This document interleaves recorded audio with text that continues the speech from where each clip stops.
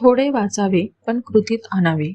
खूप समजून घ्यावे, ज्ञान संपादन करावे असा पुष्कळ लोकांना हव्यास असतो आणि त्याच्याशिवाय त्यांना चैन पडत नाही. हे एक प्रकारचे व्यसनच आहे. अफू खाणाऱ्याला कैफ आल्याशिवाय चैन पडत नाही.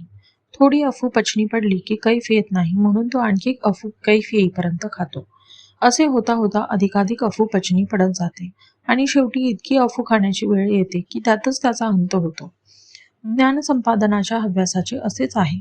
म्हणून थोडेच वाचून समजून घ्यावे आणि ते कृतीत आणावे, नाहीतर जन्मभर ज्ञान संपादनात वेळ जातो आणि कृती न झाल्या कारणाने पदरात काहीच पडत नाही. मनुष्याला पोटभर जेवायला 25-30 मिनिटे पुरेशी होतात, पण जेवलेल्या अन्नाचे पचन होण्यासाठी 5-6 तास जावे लागतात. मनुष्य एकसारखा जर खातच राहिला तर त्याला अजीर्ण होऊन तब्येत बिघडेल आणि त्यातच त्याचा अंत होईल. म्हणून नुसते वाचितच बसू नये. थोडेच वाचावे पण ते कृतीत आणण्याचा प्रयत्न करावा. नुसत्या वाचनाने किंवा विषय समजावून घेण्याने प्रगती होत नसून ते कृतीत आणण्याने प्रगती होते. म्हणून केवळ समजावून घेण्यापेक्षा ते कृतीत आणण्यावर भर असावा. आपले आकुंचित मन विशाल करणे, आपण स्वार्थी आहोत ते निस्वार्थी बनणे, हेच खऱ्या वेदांताचे मर्म आहे. नुसत्या विचाराने तत्वज्ञान निश्चित होणार नाही. त्यासाठी साधना करायला पाहिजे. जग सुधारायच्या नादी लागू नका. स्वतःला सुधारा की त्या मानाने जग सुधारेलच. आपण सुधारलो नाही तर मग जग सुधारले नाहीच. वस्तू ही सुखाचे साधन असून आपण भ्रमाने तिलाच सुखरूप मानतो.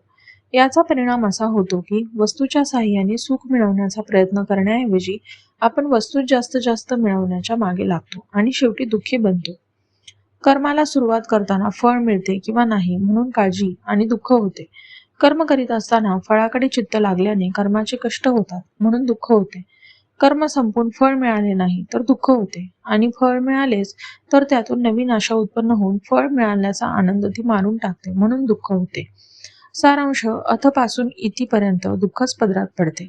यासाठी फळाची अपेक्षा सोडून कर्म करू लागलो की ते कर्म करीत असतानाच मनाला समाधान प्राप्त होते. म्हणून परमार्थामध्ये रोकडा व्यवहार आहे, उधारीचा नाही, असे सर्व संतांचे सांगणे आहे. अधिक वाचू नका. जे काही थोडे वाचाल त्याचे मनन करा आणि ते कृतीत आणा. जानकी जीवन स्मरण. जय जय राम.